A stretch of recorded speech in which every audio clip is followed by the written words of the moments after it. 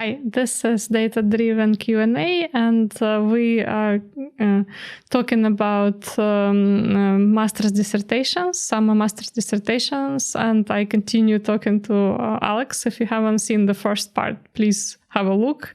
We discussed how people should start master's dissertations, and Alex Kharlamov is here with us today. So he is an experienced master's dissertation supervisor, unlike myself, who mostly supervises PhD students. Alex mostly supervises master's students. And last time we talked about how do you start, where do you start, all of that. So, okay, so you've started your dissertation, you began this process. So I guess the next natural thing to ask is how do you come up with the topic, and then how do you structure your dissertation? So on the topic, so you outlined previously that there are different ways. Sometimes you're given the topic, sometimes you have some opportunity to select a topic, but I guess you always have some sort of a leeway to kind of change the topic the way you want it to go, right? Because even if you have general direction, you have some freedom in determining what this topic is going to be. So yeah, this is a very important one because there are at least two situations. One situation is when people are given the aims and objectives of the study, therefore the topic is given. Mm-hmm. And the other one is when students define their own topic and the supervisor helps them shape that topic into a feasible set of aims and objectives. In both cases, it's very important to remember that this is ultimately the student's work. Okay, so this is not the supervisor's work. So the student needs to own it. They need to change it to something that they understand, that something that they can work with.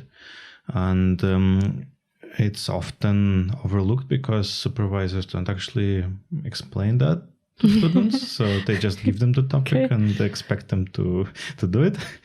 And in reality, it's like everything can be changed and everything can be done around it. Mm-hmm. So, okay, so you have, so the topic itself, how narrow or broad should it be? Or should it be like relatively, I guess because it's only 3 months, it has to be relatively narrow. How do you select the topic?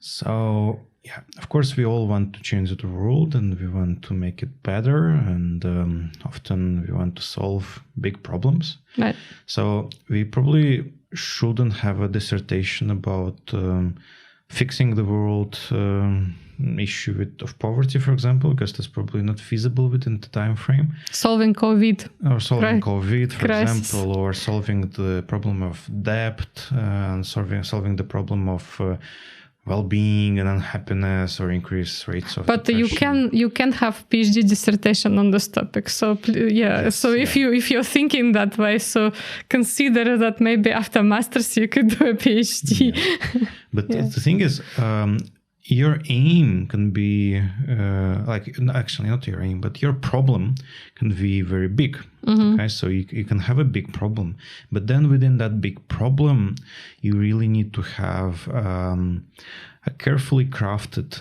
smaller aim. So can you give an example of this? So, for example, COVID, it's very actual now, and we want to solve the problem of COVID. We want people to stop getting infected, and we want to eradicate the disease, let's say. Mm-hmm. And this is a big problem. Will it happen in 3 months that one person does a dissertation? No. Most likely no, unless there is a miracle or the person is a genius. It might happen, but most likely no. So within that situation, we can have a problem of how do we improve traceability, for example, or how do we improve visibility of the process? How do we improve the understanding of where the problem is? And we can definitely help in those smaller subsets. So yeah, the topic that I can personally recommend is looking into behavioral design of proximity technology. Yeah, so a great topic and definitely worth spending 3 months on it. Yeah, so some things you can definitely do in 3 months, and understanding how certain technology can help, and understanding how, for example, we can approach human beings with that technology, for example, tracing, proximity tracing, and proximity apps. Master's dissertation can definitely look at what are the behavioral implications, for example, for that, or what type of data or technology do we need to make it happen. It can look at even creating a prototype if you are doing engineering. You can even prototype within your dissertation a device that can work for proximity measuring. So those kind of subsets within this larger problem, definitely doable. But we also need to be realistic about what are the available resources. So that's where probably the supervisor comes in. So, so you determined the topic. The topic is sufficiently scientifically interesting, but at the same time narrow enough to do it in 3 months. So, what is the structure? How do you start? Because I think that's the scariest part, right? You have a topic, but you are looking in 100 different directions. I often have students who start reading everything that they can possibly find, even remotely related to the topic, which is probably not a good strategy. And we will talk about how you work with literature separately. But in terms of structure, the popular question is how many words you should have in a dissertation, and what are the bits that people should definitely have in the dissertation. So there is probably a very obvious clue for how to start. It's just you start in the beginning, and that means the introduction. Right. And even before the introduction, you need to define, or at least have a rough draft of your title. You will be amazed how people go through their dissertation to write their title in the end. Yeah, but also I think you need to define especially in interdisciplinary dissertations, which is kind of probably true for many data-driven fields at the moment. We do a lot of interdisciplinary things, so it's important to define the main field where you're going to be contributing, right? So is it in engineering? Is it economics? Is it psychology? Is it something else? Is it management studies? So that would define how you're going to approach, right, your motivation and introduction. Yes, but the thing is, if you don't know anything about the field, it's very hard to define what your field is. Or what fields are you working with in? Right. And it's not like you can just lift the name of a module and then work with that. Modules often are quite limited, but they provide a really good understanding of a specific aspect within the body of knowledge, but they really don't inform about the fields so well. So this is where the discussions with the supervisor can come really handy, because the supervisor hopefully has a good understanding of the different fields and what does that imply. And often they can advise. They basically say you should probably look at operations management literature. Maybe this is more an operations research problem. There's a difference.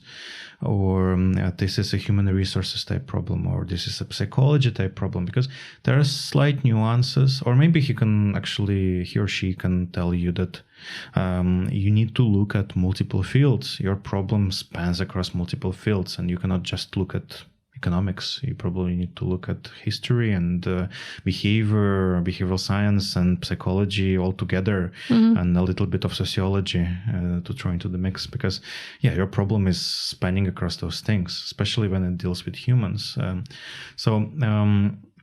You start with the beginning. You start with the title.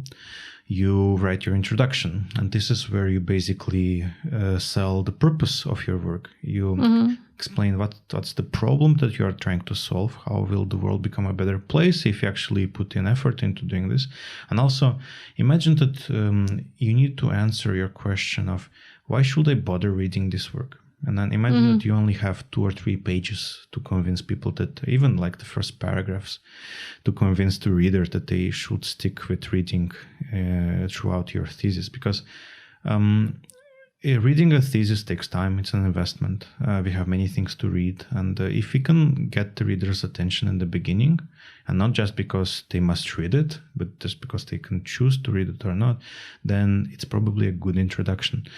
Yeah, I mean, that's why it's very important to choose a topic that you're passionate about, right? Kind of coming back to the previous discussion, because, I mean, if you are bored about your topic, it will be obvious to the reader.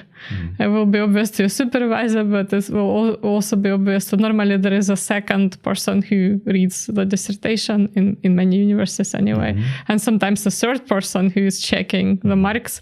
So yeah, so it's very important to work on something that you like, and then it will kind of shine in the narrative, right? So this is where either having professional experience helps. So people who work within a certain field and they come from industry and then they start doing a master's dissertation, they generally make amazing introductions because they know the problem. They know the problem. They can explain it, and they can explain it practically. They can explain it with referencing to statistics, to referencing to professional magazines, for example, and common issues that have been discussed. So they really do great. Students who never experienced practice often struggle in the beginning because they cannot really easily frame the problem and explain why does it matter. Okay, so well, this problem continues into science, I think, because when you write papers for articles for journals, like very often people struggle with the motivation. But I know that for me, when I was a junior professor, even and postdoctoral fellow and a student, for me, motivation was a major issue. How to write it correctly, how to formulate the problem, because very often you kind of know exactly what you're doing in the analysis part, but then you need to explain what you've done to the reader, and that's sometimes difficult. Even when you have formulated the problem in your mind, you need to justify why it is important for others. And the interesting bit is that you need to write your justification and purpose and your background before you actually do the research, before the literature review. So the introduction comes before everything else. And this is the moment when you should define what is the aim of your study, what are your objectives.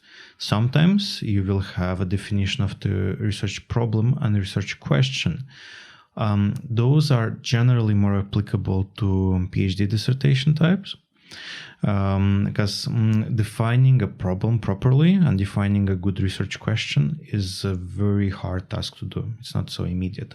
But we can have a much greater flexibility when we define an aim. And objectives are generally very specific. They're actions. So we can define objective on what do we need to do to move towards that aim. Not to achieve it, but to move towards it. So what's the direction? And that's much more forgiving. And from a master's dissertation perspective, it's much more adequate. So we shouldn't expect master dissertations to have a research problem and research question formulated, because more often than not, they will not be good. So they will not be what we would expect from a proper formulation. So they usually stick with aims and objectives. In terms of introduction, the other thing that it really needs to have is explaining the structure. So it starts with explaining what's the problem, explains the purpose, why does it matter, then explains what are your aims and objectives, and then it explains the structure of your thesis. So basically it tells what sections you have and what the reader should expect. It's not a very creative section often. It looks like any other section that explains the structure, but it needs to be there because not all theses have the same structure. And also it helps a lot to actually tell what each section is supposed to do, because for the person writing it, at least they know what the section should have in it. So that introduction, that signposting element really helps to structure the work properly. So, okay, so you have done the introduction. So then what are the other sections that you need to? So generally, within a typical thesis that is not a literature review. And literature reviews, I mean, SLR type, systematic literature review thesis, are specific cases. So I will talk about them later. But but that's, I think, also need to mention that currently, due to COVID, a lot of people are doing systematic literature reviews or comprehensive literature reviews or just literature reviews at the moment, instead of doing the usual work, because we are not able to collect, for example, laboratory data for obvious reasons. So, I mean, this is kind of a very pressing issue for many people who have never done systematic literature review. They all of a sudden are told that they need to do it. So it's I think it's a big challenge. So the second section is a literature review, is it or not? So in a typical thesis, yes, the second section is a literature review. And in a typical thesis, it doesn't need to be a systematic literature review. So it can be a typical ad hoc type, or basically snowball effect. Snowball effect. You have multiple topics. They should be aligned with your aims and objectives. So the structure often resembles the list of aims and objectives, because those are basically the building blocks and building elements, the concepts and the constructs that you use to understand your aims and objectives. And you basically provide the reader with enough information and enough knowledge to understand what your aims and objectives mean specifically. What are the definitions, what are the concepts, what are the identified mechanisms, what have been, for example, the previous approaches, So that is the purpose of the literature review. Also, sometimes at the end of the literature review, we will have a set of hypotheses, sometimes, because the literature review justifies those hypotheses, or maybe it justifies a directional hypothesis. Sometimes it will have a model, so we can formulate a model based on the literature review. And that model will then be carried forward to the methodology section, which is meant to test that model or to achieve your objectives with the new understanding that you gained from the literature review. So there are many ways. What about hypothesis? Where does that go in the structure? So the hypotheses generally go at the end of the literature review, or they're even embedded in the literature review. So basically you have a section on the literature review, and then you say, given all this, here's the hypothesis. This is what we should expect because of all the previous stuff I just mentioned. Then we go to the next section and we talk about something else. And then we end up that section with, here's the hypothesis. So here's what I expect to see in reality, and so on and so on. So you always kind of, when you write a new literature review, you kind of always need to get back to your own contribution to the literature, right? So what is new about your work, or how your work relates to the previous? So this is actually a great point. So master dissertations, they don't necessarily need to have a contribution to knowledge. Right, that's what we do in PhD. Yes, a PhD has a contribution to knowledge, otherwise it's not a PhD. Right. But a master dissertation can be a really good application. Right. So it can be a development, and generally a good application in a new context is a contribution itself. So it's new, but because it's just a new context, it's either a new reality, it's more modern. So there is always an element of contribution to knowledge, but we shouldn't expect that a master's thesis will be building theory. We shouldn't expect students to come up with mid-range or grand theories from coming out of their dissertation, because that's just not feasible. But sometimes we do. Yes, unfortunately, we often find big claims with... Yeah, but also there are positive examples. I certainly supervised several master's dissertations that when people got prizes as a result of writing those dissertations in some conferences. So yeah, I mean, we don't want to discourage people from thinking big in terms of what the contribution is, right? But yeah, I mean, if you can do just a good job on writing an interesting application of existing model, I guess that's also an interesting master's dissertation. Right? Yeah, so the idea was that there is no requirement, but there is obviously a desire. So we would love to have all master dissertation having a contribution to theory and ideally contribution to practice as well.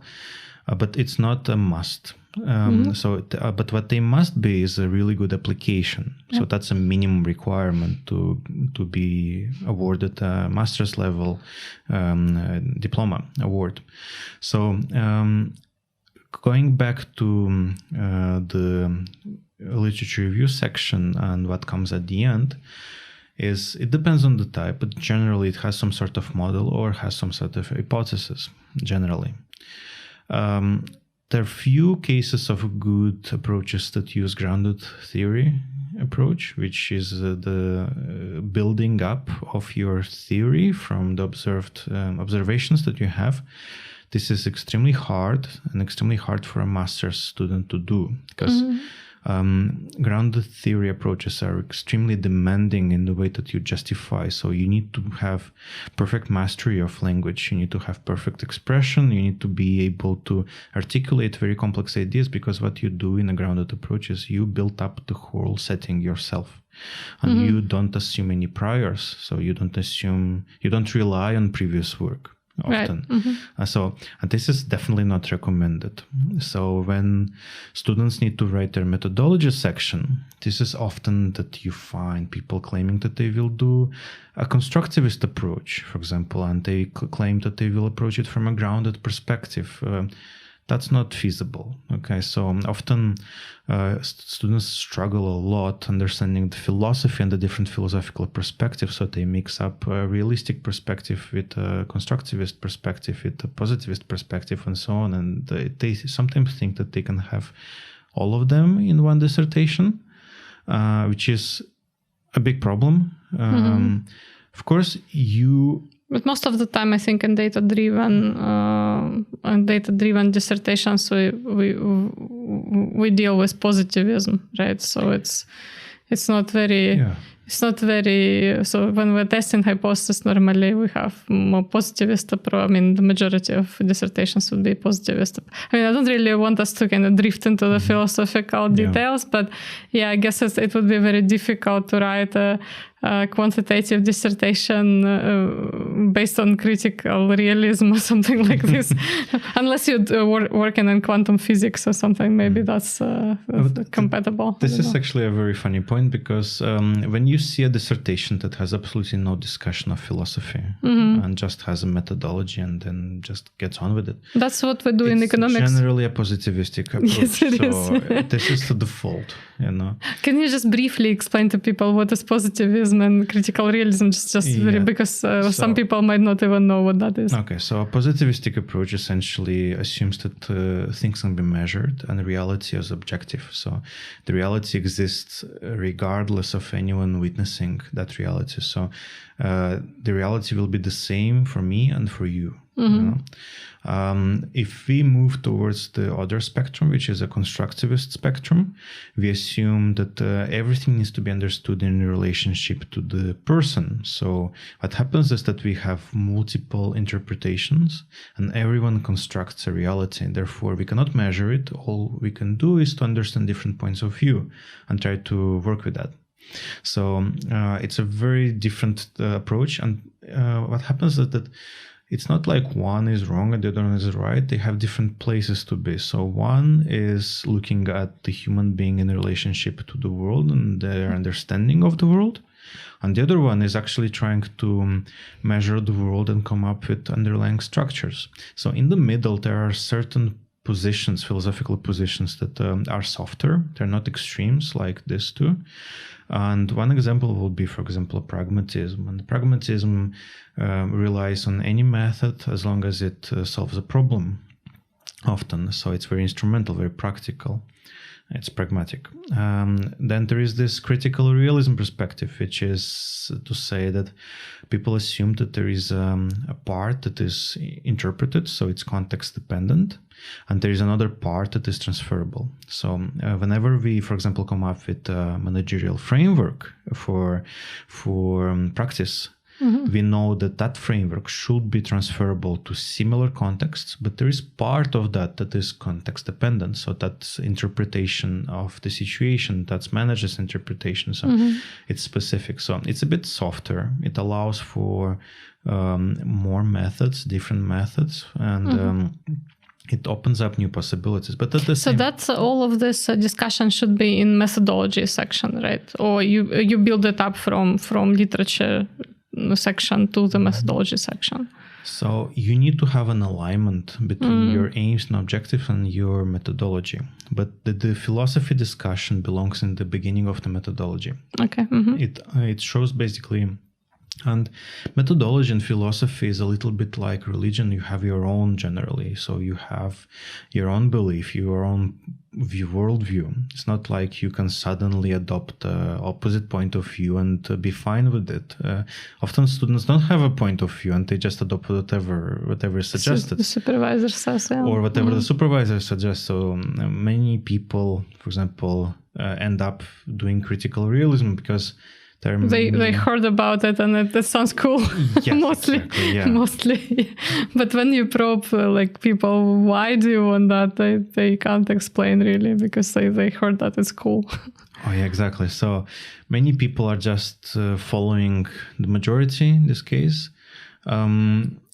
It's let's say it's a very safe ground to make a positivistic thesis within certain fields like engineering or economics. Economics, yeah, we don't even ask a question. What type of philosophy or methodology you're applying? So that is not the question. I mean, you just write what basically you describe as a positivist thesis, but you never go into that discussion. Oh yeah, and the interesting bit is that generally there needs to be a match between your aim and objectives and your methodology. Therefore, you cannot test certain things or you cannot work with certain things if your methodology doesn't suit your aims and objectives. And this is a big problem of discontinuity, because the way that we assess the thesis is not by how well you wrote a certain section. It's more about, does it make sense as a whole, as a story? Yeah. That's I think a lot of my students have an issue with that, because they say,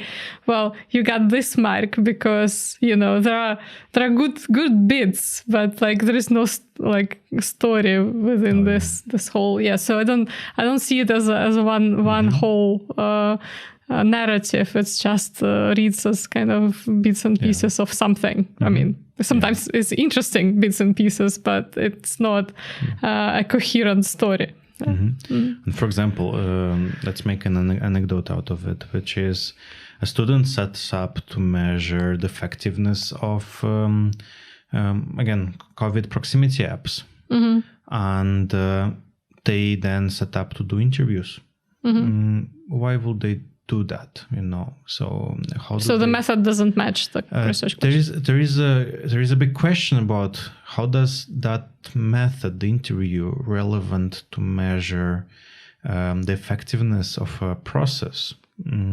Probably we should stick to something that is observed. So how do we observe certain things and how do we measure that? And the most immediate thing will be looking at correlations of COVID cases and the implementation of those technologies in regions, and use, for example, regression analysis to see whether that's working, or even some sort of clustering or mapping exercises. So there are many ways to go about it, but you should align your problem or your aim and objectives with the approach, definitely. And similarly, there are situations when, for example, you want to understand perceptions of managers, for example, towards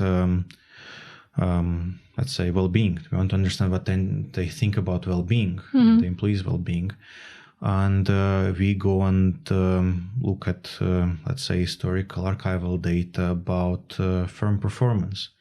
They don't add up, there is really no rationale to look at those two things. So, your methods need to suit your objectives and they need to serve you. So the method if it's not serving your aims and objectives, it's a bad method. Okay. And it shouldn't be there. Exactly. So, and you define those methods based on your philosophy, and of course, some people tend to lean towards one end or another, but ideally, there is a good understanding that okay, I might be a little bit more on the, for example, constructivist side, and I might be more like consider that like everyone has a different reality, imagine, and everyone like there is no truth, everything is interpretation. But then if I'm doing an engineering thesis, I probably need to keep that to myself and work with a harder position, which is like a pragmatic perspective. And that will make my life much more comfortable because, yes, I have this my own personal view, but let's assume just for a moment that there is something that can be transferred and there is some reality that is shared and so on. So from that perspective, yes, we definitely need to tweak our philosophical positioning to suit the situation. Because let's be honest, no one will award a thesis that hasn't been finished. And if you don't have an agreement between your philosophy, your methods, and your objectives, the thesis will never get finished. Or if it is, it will be an absurd thesis because things will not add up together. So, okay, so after the methodology, do we go to analysis, results, and conclusion? So what are the rest of the sections? Yeah.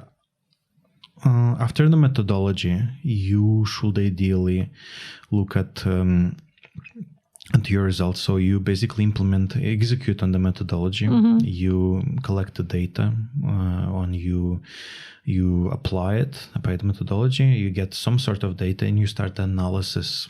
So, and you have the section that is generally called results and analysis, and that section is not to show all the things that you did, but is to show the outputs that serve your objectives. Sometimes you might also want to have the section on data, right? How you collected the data, or if it's experimental thesis, normally you have experimental dissertation. You normally write implementation, experimental design, and implementation before you write results, right? Because you need to describe how you collected the data. And the data collection process ideally should be referenced in the methodology section at some point.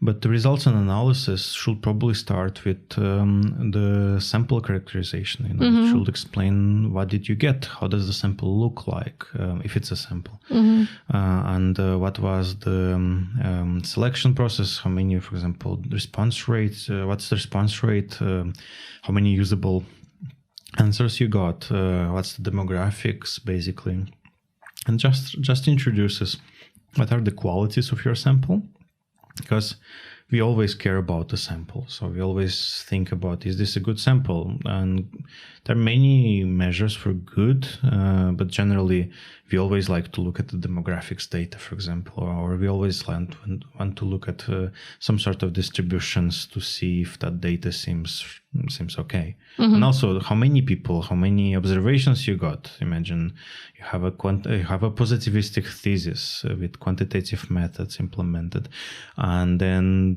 the student uses 10 observations. That's probably bad. So we should always look at the sample sizes and how the sample looks like. So I guess one of the most difficult things to write is a conclusion, or discussion and conclusion when you are finishing your master's dissertation. So I guess one of the issues is that conclusion often looks very much like introduction. So because it's essentially, in introduction, you describe normally what you found as well. Or at least you have a couple of paragraphs about that. So how do you balance these parts of the dissertation? So do you, if you're doing a discussion, how is it different from conclusion? And if these things are different, then how do you distinguish it from introduction? So the the discussion and conclusion, we often merge the two. So we start with going through each one of the objectives, and we discuss how did all the things that we did before answer to those objectives. So what's the result? So we had these objectives. How do we fulfill them? And this is generally the beginning of the results and conclusions, discussion and conclusions.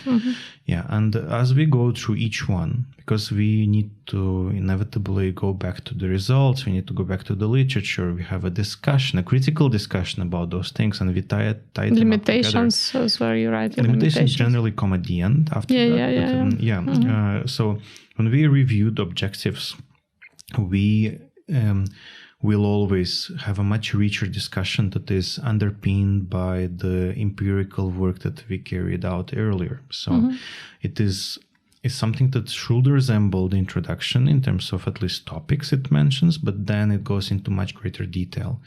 And it doesn't need to have so many references, for example, but it needs to have some, at least it needs to tie back to the literature at some point.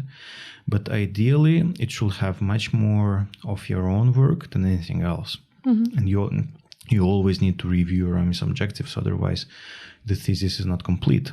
Okay, so the idea is that you have like a V-shape situation here. So your introduction needs to align with your last chapter, with your results and with your discussion and conclusions. Your literature review needs to align with your results and analysis. Right.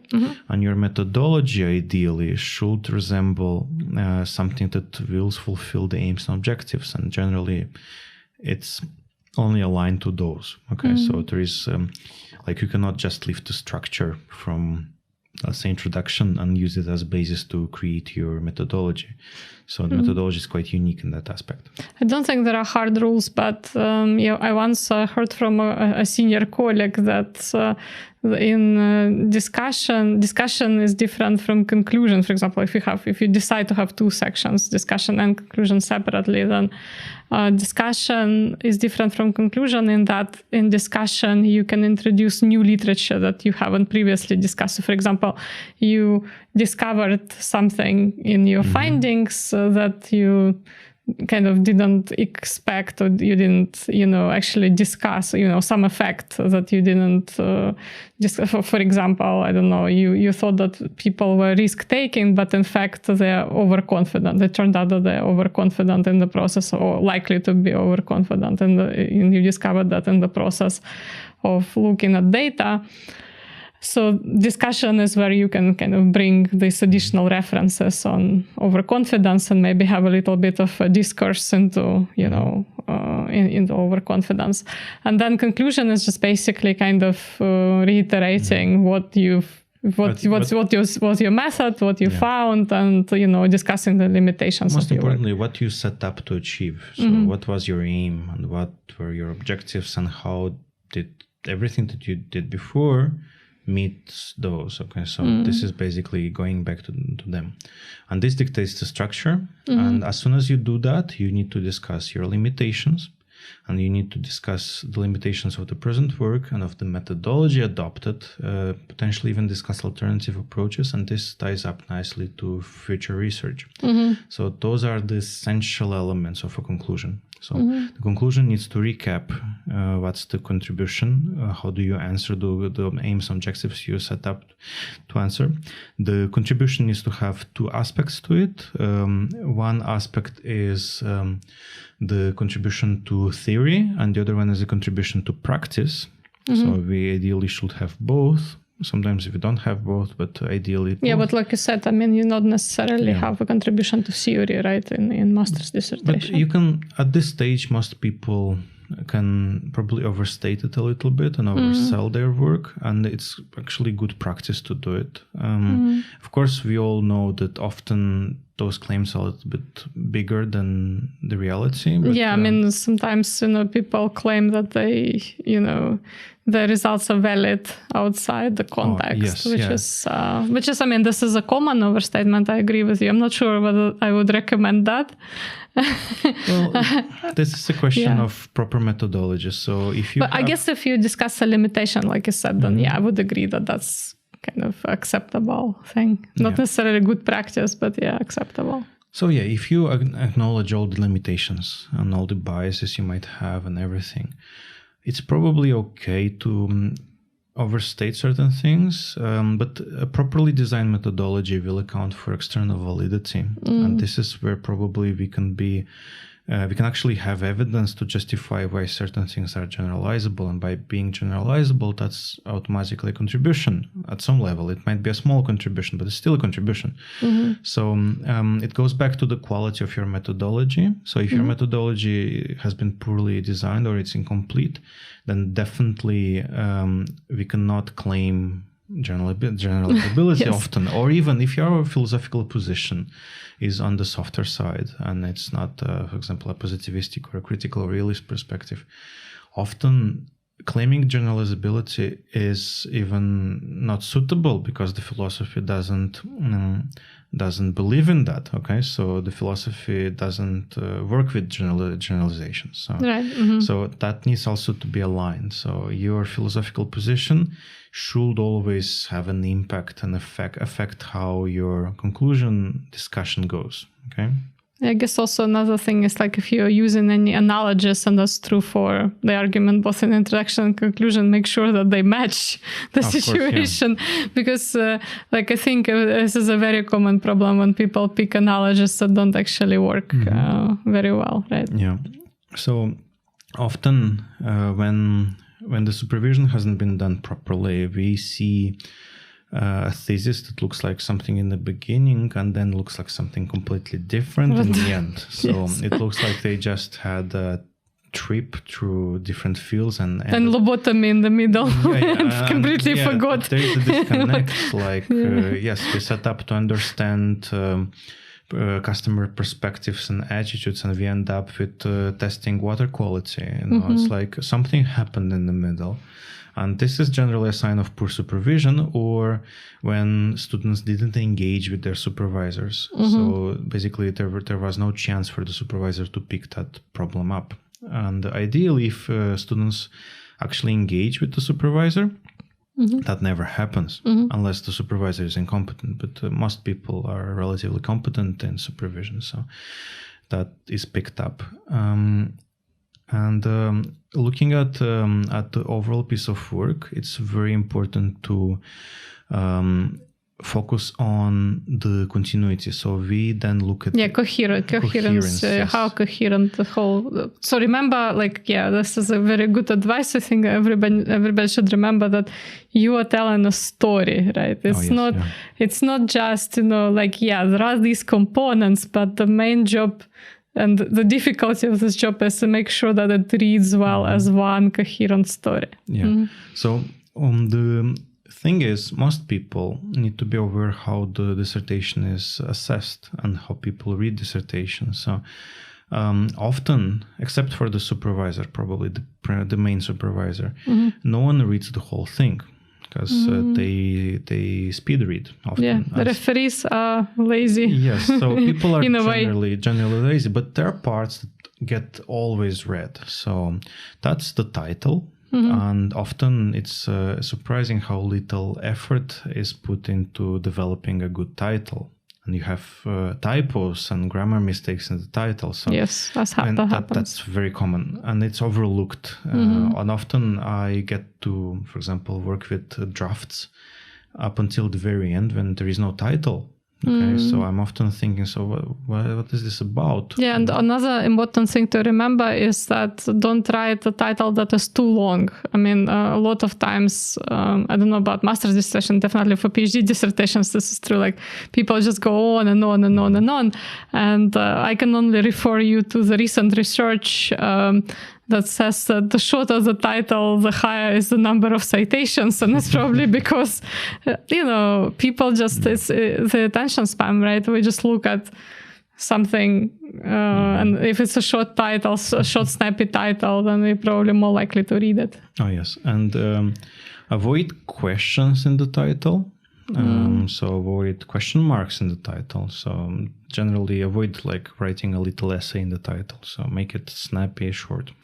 And the second part that gets read the most is the abstract. And this is something that gets overlooked. And by the way, we didn't talk about the abstract. We just started with the intro. Right? So yeah, there is a whole bunch of pages that come before the introduction, and those pages are generally numbered differently. So they're numbered in Roman numerals, and the rest of the dissertation from page 1 of the introduction till the end are numbered in Arabic numerals. But from the beginning, you start with the first page. Generally, there are templates and formats for different universes, but generally, the first section of the dissertation, which is before the introduction, has that title page. It identifies the student, identifies the year, the supervisor, and the degree that they are defending it for. Then a second page can be, for example, the table of contents. Or it can be the abstract. So you can interchange them depending on the format that the university adopts. But generally, it will have either the table of contents or the abstract. The abstract ideally should fit within one page.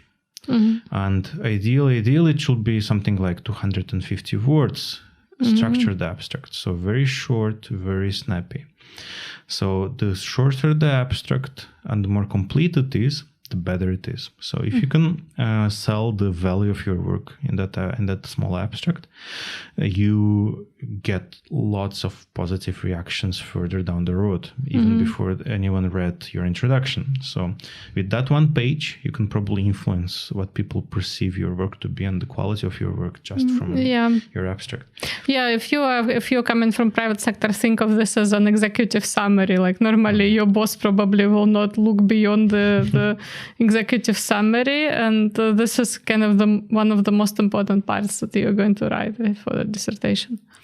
Yeah, and generally, I always advise my students to adopt a structured abstract approach, which is often suggested by Emerald Publishing. And that means that it will have sections, and the sections are the following. So it has the purpose, the approach methodology or design. After that, it has findings.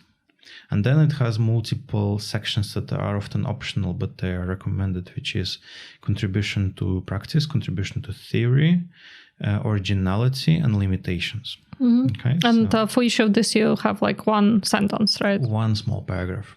So maybe a couple of sentences for each. But all that together should be less than 250 words. Right. Then after the abstract, you have a list of keywords. And there is a general rule that you don't include keywords that are featured within your title. So you don't need to include them because that gets automatically included. Okay.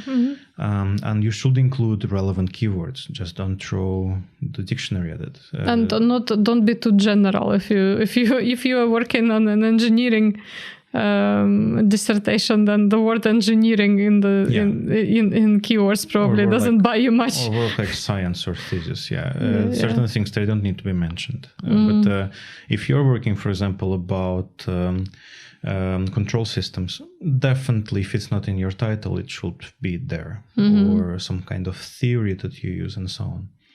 So when you finish your keywords, you have several sections that are not your table of contents but are related, which is the table of figures, table of equations, table of tables, and a list of acronyms. So the acronyms should be in the beginning. They should be listed in alphabetical order, and it should be something that whenever someone is caught off guard in the middle of your thesis and sees an abbreviation, they should be able to go to that page and find it quickly. So that's the purpose of that section. And this doesn't mean that you don't need to include the introduction of your acronym or your abbreviation properly in your work. So the first time you use an abbreviation, you write it in full, and then in brackets you put the abbreviated form. And then you, from that moment, you can stick to the abbreviation only. So, and you should be consistent. Okay. So many people either write it in full, sometimes use the abbreviation, sometimes write it in full again. So that's not good. So it needs to be consistent. And the modern word editing software and any related software allows you to search and replace and find things, so you can easily find whether you actually used it in full at some point and replace it with acronym and so on, or even trace back to the first time you referenced that word or acronym to see if it has been introduced properly. So you should definitely use those tools. And finally, you finish with a list of abbreviation, and then you actually start the thesis. You actually start the introduction. So the abstract, you definitely write it at the end, right? When you finished everything. So is that what you would say? Because by the time you write your abstract, you should know exactly what you said in your work. I mean, you could probably have an early draft of it, but you will not finish it until you have the full dissertation written. Is that correct? So yes and no. So yes, it's true that you only know what you did when you finished it. Yeah, you shouldn't know ahead of time, otherwise something is wrong. But it's really good practice to actually try to write your abstract before you start the whole work. Actually try to write it. It will be wrong. It will not be the thing that will stay for the end. But as you do it, it really helps to organize your ideas, because one of the things is that you need to write what's the purpose of your work, what justifies its existence. And this is something that needs to start to be in your abstract, and then it needs to be in your introduction. So if you find yourself unable to write the purpose section of your work, you need to read more. You need to work a little bit more. You need to talk more with your supervisor. You need to think more.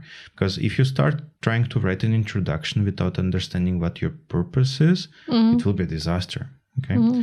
So, and then as you progress, when you add new sections, for example, the section on methodology, you can write your approach in the abstract. And then you have certain expectations. You can actually try to write your findings before you actually do the research. I expect to find this, or my research showed that. You can try to do that, because when you have hypotheses, you can assume that they will be tested confirmed. Or confirmed. You can have an abstract that says that. Then, of course, you do the actual test, you do the research, and you see whether it is true or not. But just doing that abstract will make you aware of them, and it will keep you focused, because often students get lost in the rabbit hole and they go into a direction and they focus so much on certain aspects that they are not value adding on the grand scheme. Okay.